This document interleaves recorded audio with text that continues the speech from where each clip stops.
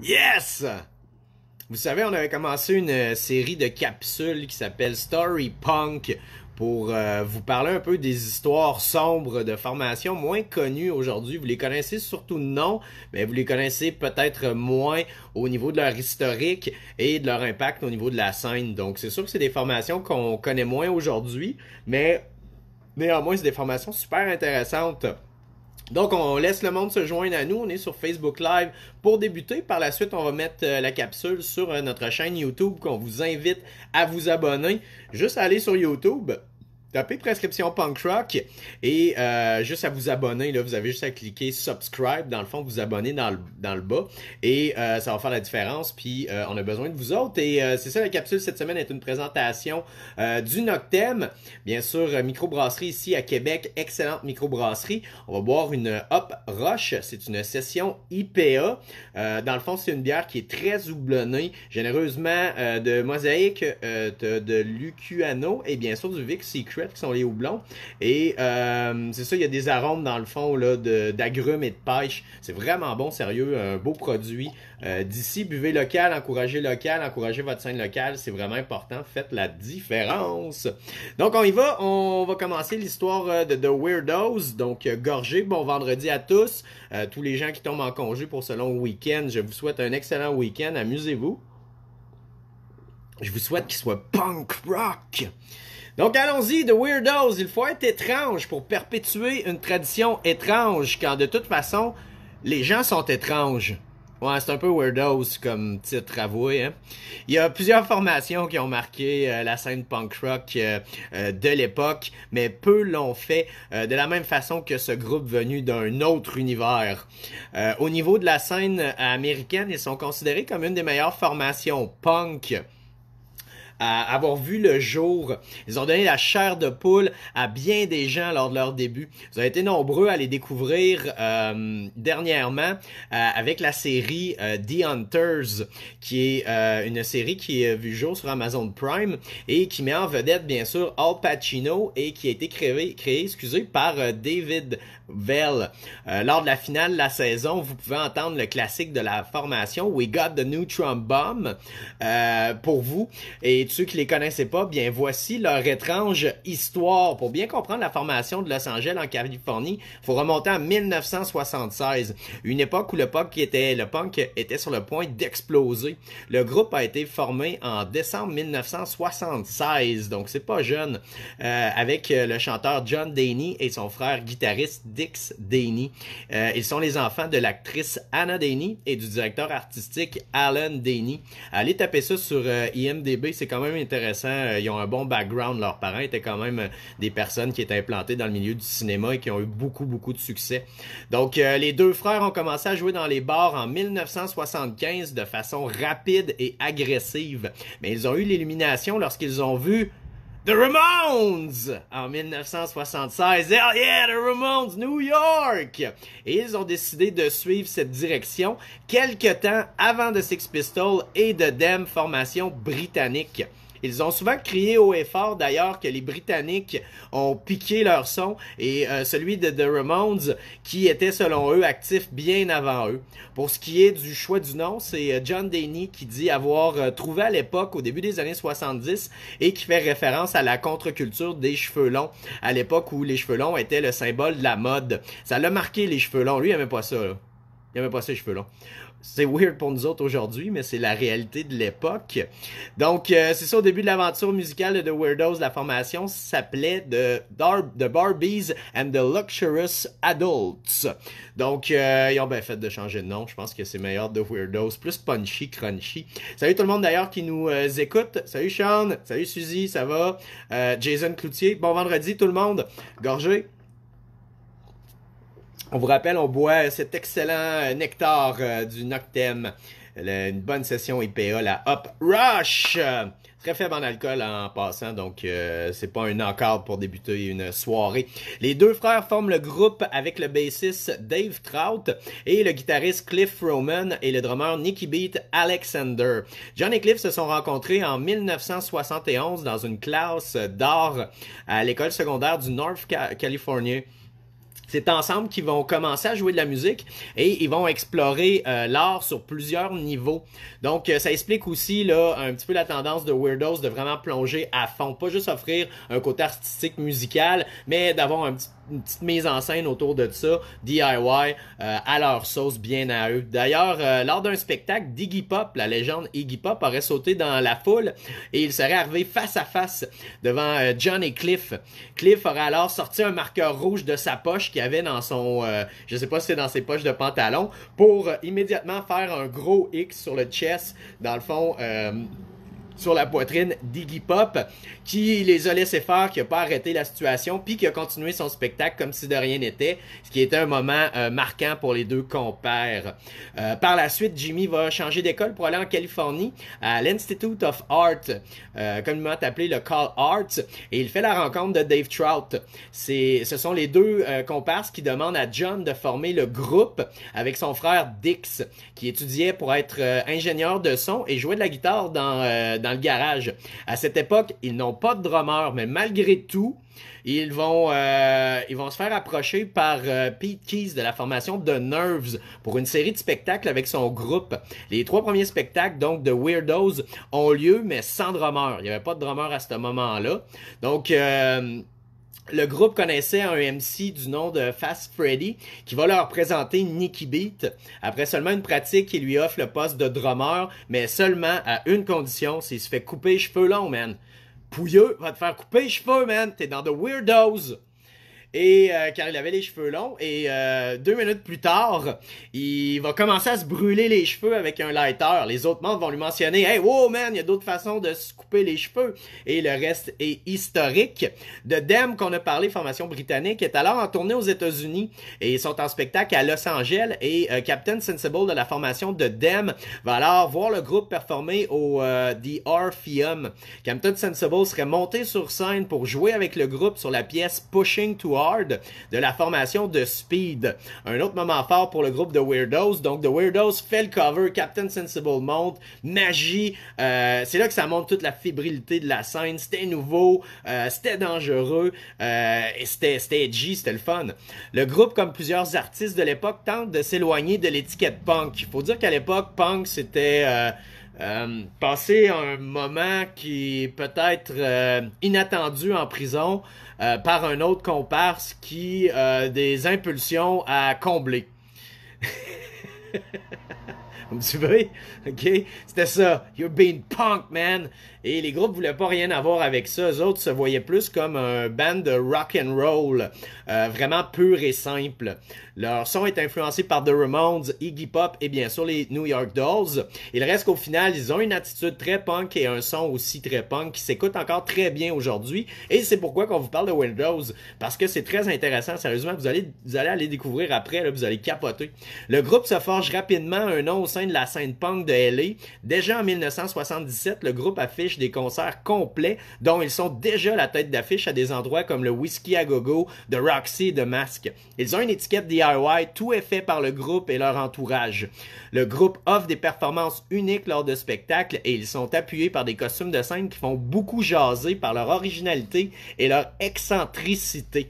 Et d'ailleurs, je vais vous montrer ça parce que ça vaut vraiment la peine, parce que c'est vrai que les gars avaient une originalité, tout est DIY, vous les voyez ici, de Weirdos à l'époque. Ça doit être autour de 1977-1978, cette photo-là.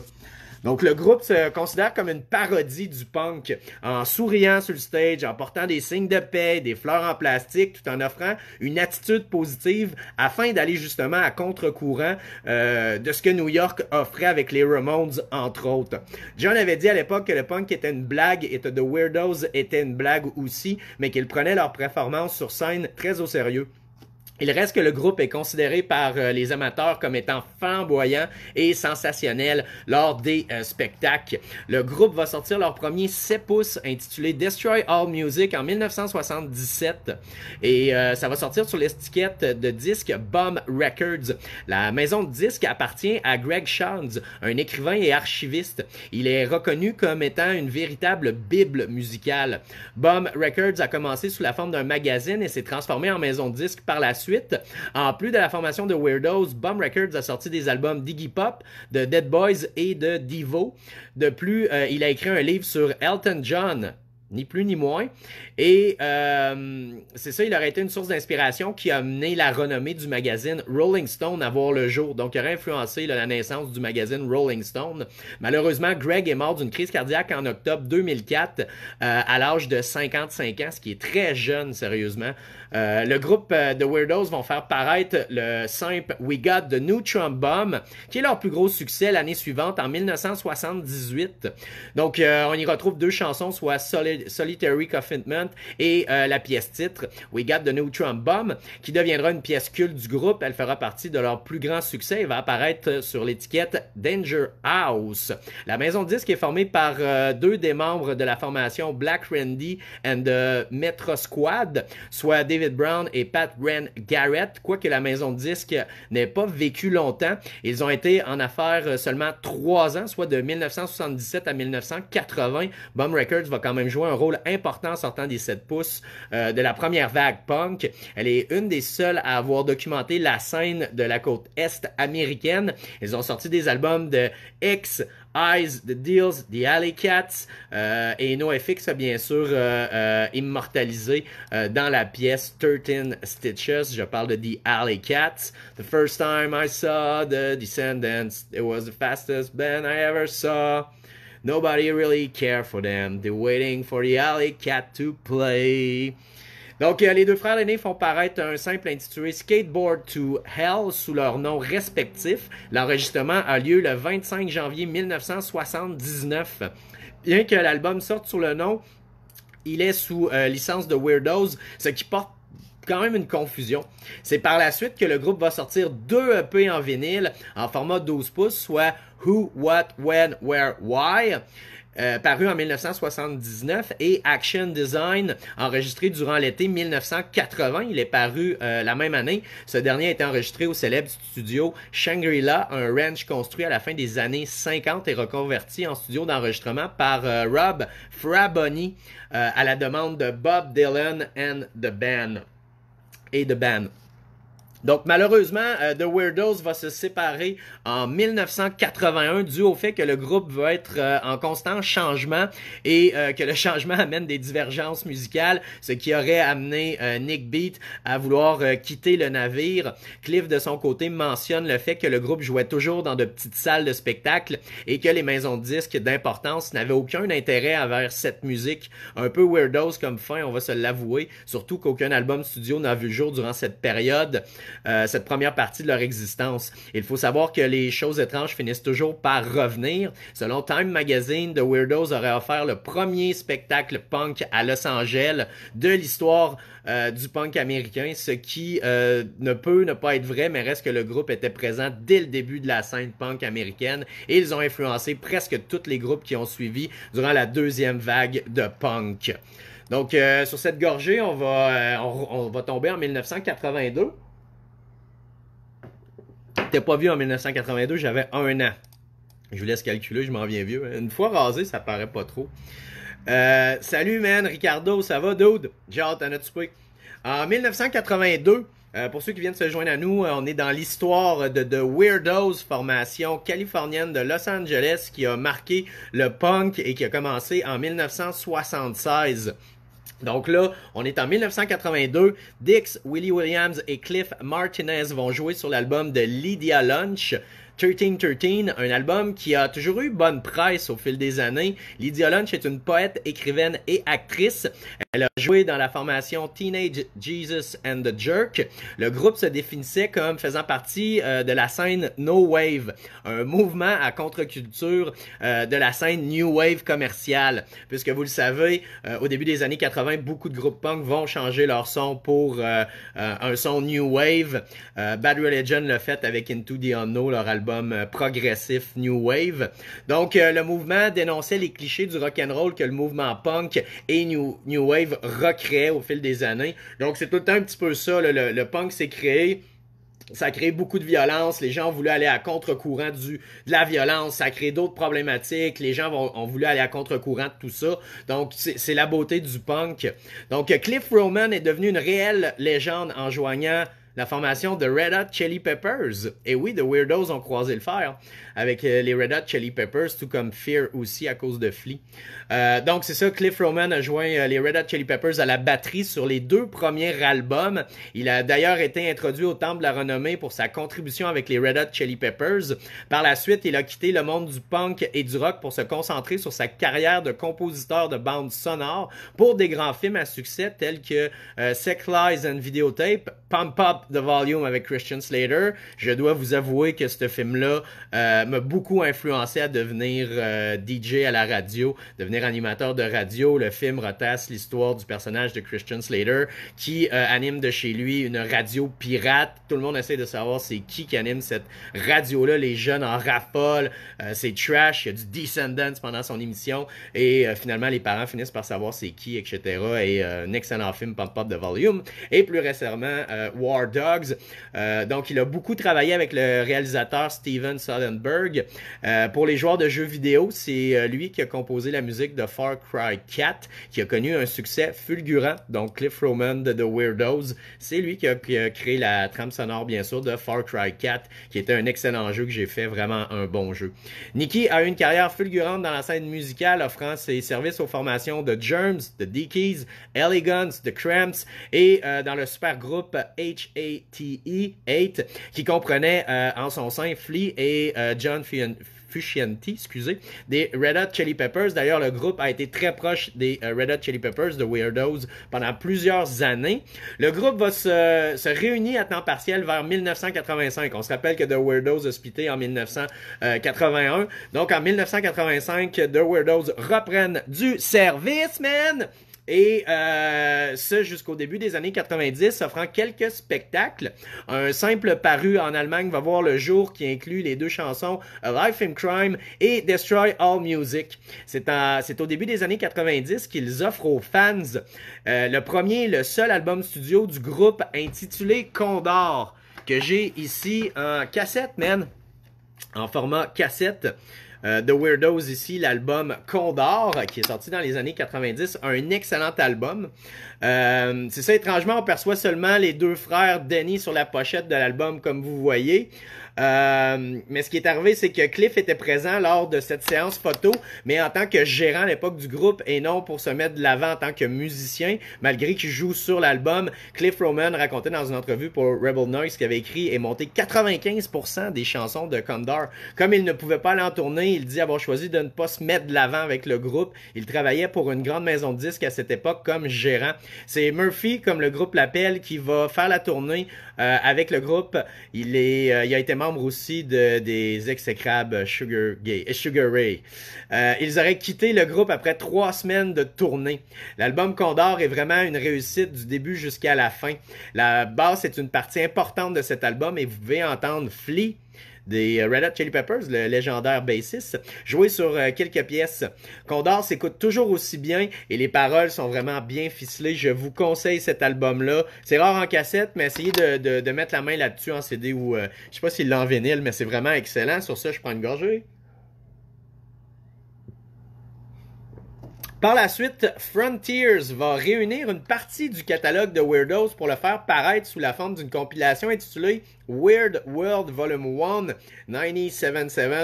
1977-1981. Un simple de la pièce Message from the Underworld va paraître en Australie en 1991. Le simple va inclure la chanson Teenage. Par la suite, il va falloir attendre 12 ans avant qu'une deuxième compilation de la formation californienne voit le jour intitulée We Got the Neutron Bomb, Weird World Volume 2, 1977 à 1989. Elle va voir le jour sur Frontier Records. Donc, The Weirdos vont sortir un album qui s'intitule Live on Radio, un album enregistré live lors d'une émission de radio qui s'intitulait le Pat Dokken Show sur le WFMU, le WFMU, le 22 juillet 2004. La formation lors de cet enregistrement est composée alors, puisque comme je vous l'ai dit, là, il y a eu beaucoup de changements au niveau de The Weirdos, mais c'est les 2 frères Denny et Xander Schlush, bien sûr de la formation de Circle Jerks et Shane Antillon à la batterie. Il va y avoir une réédition du EP Bien sûr, Destroy All Music en 2007, qui va inclure quelques démos du groupe et du EP Who, What, When, Where, Why. Le 25 mai 2013, la formation va jouer lors du festival Punk Rock Bowling à Las Vegas. Cette fois, le groupe sera formé des deux frères Denny Schlush au drum et le drummer de Devo, Jeff Fried DL. Vraiment, c'est cool, sérieux. Si vous connaissez pas le Punk Rock Bowling, c'est un gros festival qui a lieu, une espèce de Poudza Fest, mais bien sûr à Las Vegas. C'est les deux frères Stern, ils sont trois frères, excusez, Stern de Yard Brigade qui sont derrière le Punk Rock Bowling. Donc, vous êtes toujours dans l'histoire de The Weirdos. Merci d'être là, la gang. Jason, merci, sérieux. C'est vraiment cool, man. Merci d'écouter, sérieusement. Merci tout le monde qui écoute. Si vous réécoutez en rediffusion, bien sûr. Merci tout le monde, sérieusement, d'écouter les Story Punk. C'est toujours le fun à faire, mais c'est beaucoup de travail en arrière de ça. Il y a beaucoup de recherches là, pour arriver avec quelque chose qui est 100% accurate, bien sûr, pour partager l'histoire justement de ces formations peut-être plus obscures, moins connues. La dernière parution du groupe The Weirdos va remonter en 2015 avec le simple Bourbon. La seule façon à l'époque de sa sortie de se procurer ce simple était en achetant le Bourbon de Faultline Straight Bourbon au nom du groupe The Weirdos. Il venait gratuitement à l'achat de la bouteille. Donc vous pouvez néanmoins acheter une copie via des sites tels que Discog par exemple. En 2016, Bruce Moreland rejoint la formation. Il était leur bassiste en 1978, donc il renoue avec leur ancien bassiste. Pas tant que la formation était violente, mais les hippies ne voulaient rien savoir de The Weirdos. Pas plus que de l'industrie musicale qui voulait rien savoir de The Weirdos. Il y a seulement les vieux ingénieurs de son grincheux qui voulaient travailler avec nous, va mentionner le chanteur. Nous n'avions pas beaucoup de support et il n'y avait aucun cheval gagnant à ce moment pour miser dessus, mentionnait justement le chanteur de la formation en entrevue à LA Records. Ils devaient se faire confiance et croire en eux. Peut-être que les paroles du groupe ont été surpassés par leur accoutrement de scène à l'époque, mais le message était politique et ouvert sur les problèmes mondiaux et non sur leur propre personne à eux. Donc ça, c'est quand même assez intéressant, sérieusement, de The Weirdos. Vous irez lire les textes, sérieusement, c'est des bons textes, sérieusement, c'est un band politique dès le début, mais comme il arrivait avec un accoutrement un peu weird, comme je vous ai montré, ou comme ça, par exemple, ben c'est sûr que les gens décrochaient du message et embarquaient plus dans le party sans comprendre néanmoins les dénonciations que le groupe voulait faire à l'époque. Donc, c'est ça, les textes sont excellents, ils sont encore aujourd'hui, c'est encore super up-to-date. Pour un groupe qui a envoyé son chanteur porter une démo habillé en costume de l'espace chez EMI, ils ont fait leur bout de chemin de Weirdos depuis leur début et leur statut est vraiment passé de Weirdos à un band culte. Le groupe a mentionné avoir des albums de prêt et même un EP en plus lors d'une entrevue avec MPRV News, ce qui serait leur deuxième album en carrière officiellement si on enlève les compilations. Donc la formation n'a aucune intention de tirer l'éponge, au contraire, je suis persuadé qu'elle prépare le terrain pour une future tournée qui c'est 2021. On espère voir The Weirdos, ce serait malade.